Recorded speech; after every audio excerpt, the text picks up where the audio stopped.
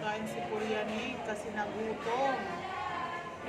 Nagutom kakalangan mula Rotonda hanggang sa Baclaran Church. At pasikot-sikot pa. Ayan si Kuryani. Ayan, kaya kakain siya niyan. Diba? Ayan, may dinamihan na namin ng tubig kasi mainit.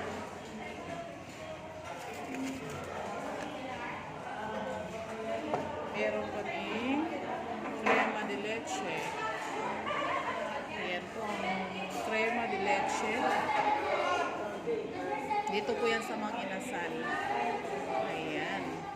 Sausawan, may para sa lumpia. May para sa barbecue. Ayan. Lagyan na lang namin ng kalamansi.